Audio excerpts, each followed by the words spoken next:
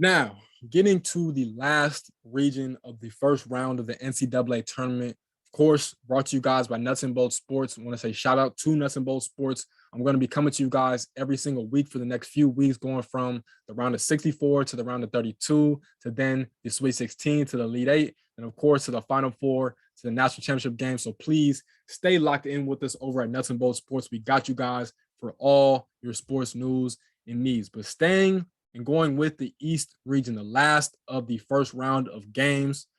As the one overall seed in the East, you're going to have none other than the defending national champion Baylor Bears, led by Scott Drew. Now, I know they've had some tough injuries between LJ Cryer, going back to the beginning of the season. Langston Love was supposed to be a highly touted freshman for them. Now you lose Jonathan Chamwa-Chachua.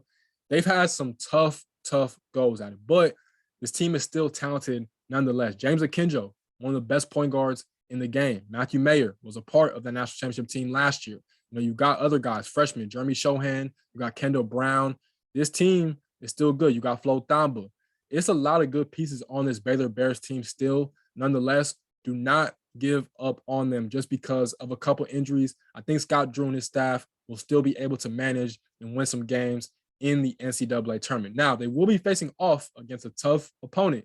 Even though it's a 16 seed, Norfolk State is still a good team. This team won the MEAC, the conference tournament championship game. They won it, and Robert Jones has done a really good job getting this team into the NCAA tournament. I'm going to still take Baylor just because, again, they're the reigning and defending national champions. It's hard to go against them. With Norfolk State, I would not be surprised if they gave the Bears a game, but give me Baylor to win this game. Moving on, though, in the 8-9 game, the 8th seed in the East is none other than the most prolific brand in all of college basketball, and that is the North Carolina Tar Heels, led by first-year head coach Hubert Davis. Of course, you got Caleb Love for his sophomore year. You got RJ Davis. You got Armando Bacot. You got Brady Manick.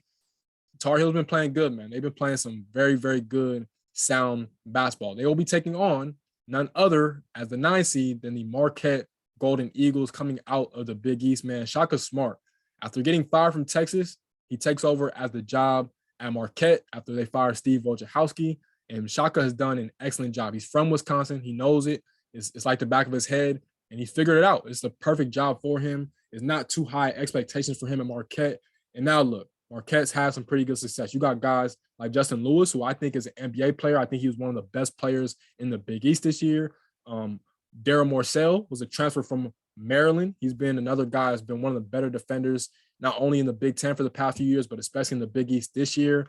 Quiff, an underrated shot blocker. And honestly, Quiff is the reason why I think Marquette is going to win this game, because he could really stifle Armando Bacot. UNC is a team that we all know they love to play through their front court players. Quiff could be super disruptive to the front court that UNC has, and that's why I'm going to take Marquette to win this game. And don't forget about Marquette's sneaky good point guard, Tyler Kolek, the lefty. Not only can he play make and score, but he can facilitate at a high level too. So give me the Golden Eagles and Shaka Smart to advance in this first round game. Now, moving on to our next game, you're going to have the Gales of St. Mary's representing the WCC and Randy Bennett, who has a really good squad this year. They've had some big-time wins, some quality wins this year.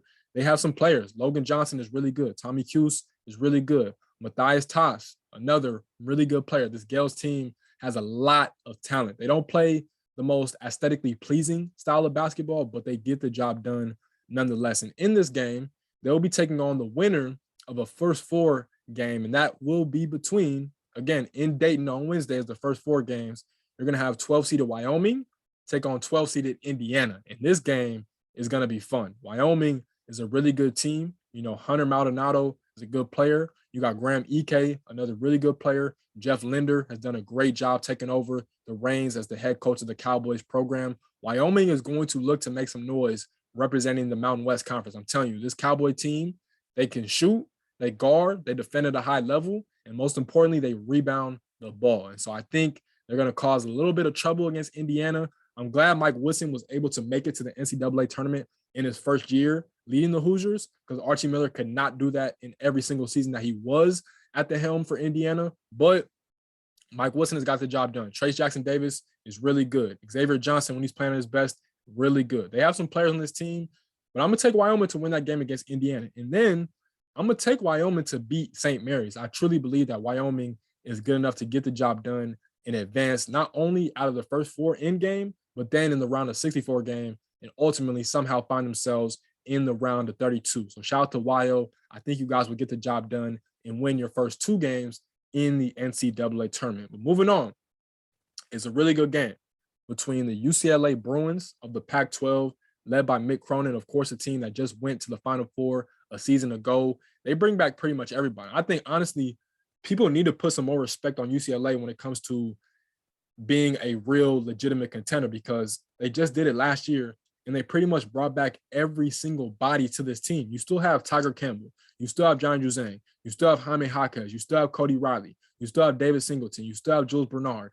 They have everybody back. They literally have everybody back. And then on top of that, you bring in Miles Johnson. You know, Peyton Watson is slowly but surely working his way into rotation because he can defend and guard. And Mick Cronin teams, if you know anything about them, they guard, and they guard at a high level. And so with that, they also have the offense to complement their defense.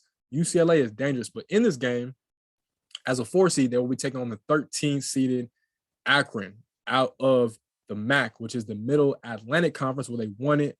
John Gross is a phenomenal head coach. And then one of the players that could really tear up the NCAA tournament is none other than Ali Ali. Yes, he has the same name twice, but trust me, his game is the real deal. Ali Ali is the truth. Believe that. He could cause UCLA some major problems. I would not be surprised if Akron does win this game. I'm still taking UCLA to win in advance, but do not be shocked at all if the Zips end up winning this game. So give me Akron, or excuse me, give me UCLA, give me UCLA to win this game. But again, I would not be surprised if Akron did indeed win this game. Moving on to our next game between the 6th seed and the 11th seed in the East.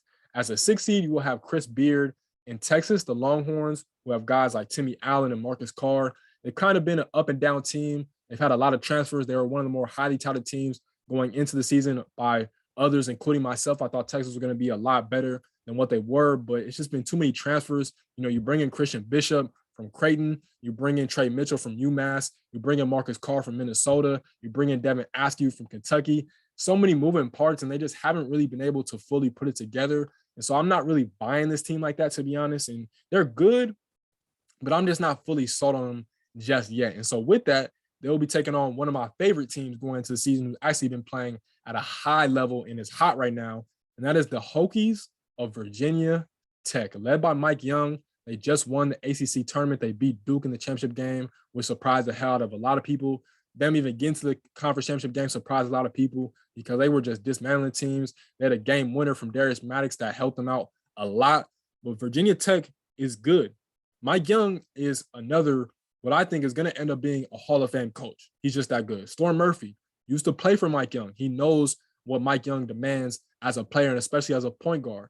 Keve Aluma, one of the better bigs in the country. Justin Mutz, the same thing. Hunter Couture is a shooter. Naheem Aline, another shooter. Darius Maddox, another shooter. This team is stacked, and they play defense. And not only do they play defense, but their offense, man. Mike Young does an incredible job of getting his shooters good, high-quality looks. Their offense is basketball beauty. Like, that's all it comes down to. Mike Young just runs great sets to free up his shooters. And Virginia Tech is a dangerous team that could go on a major run. I have Virginia Tech win this game. I think they're going to beat Texas. They are that good. And Virginia Tech, man, be on the lookout for them. The Hokies are a dangerous team representing the ACC. But moving on to our next game, you have the 3-seeded Purdue Boilermakers representing the Big Ten. Jaden Ivey has been electric all season long. You know, Travion Williams and Zach Edey are dominant. Matt Painter has always been a really good coach. You got Sasha Stefanovic knocking down threes. You got other guys that fill in roles like Mason Gillis and Brandon Newman, and just guys. Ethan Morton plays a really solid role for this team. Caleb First. This team is good. And I know they have the high-powered defense, but they just have to put in a little bit more effort on defense, you know, because their offense is so good. If they can just get a little bit more contributions on the defensive end, Purdue is going to be a really good team. And they will be taking on, representing the Ivy League as a 14 seed, the winners of the Ivy League Conference Tournament, the Bulldogs from Yale. Now, Azar Swain is a guard that Azar Swain could literally pick apart Purdue by himself because Purdue's defense is not that good. Azar Swain is not a good matchup for the Boilermakers at all. But even though Purdue's defense is going to be getting cooked in this game, I still trust Jaden Ivey, Travion Williams, and Zach Edey to just overpower Yale and get the job done and move on and win this game. So I'm rocking with Purdue in this game still. So that could be a real interesting game, but give me Purdue to win and advance. So that's that.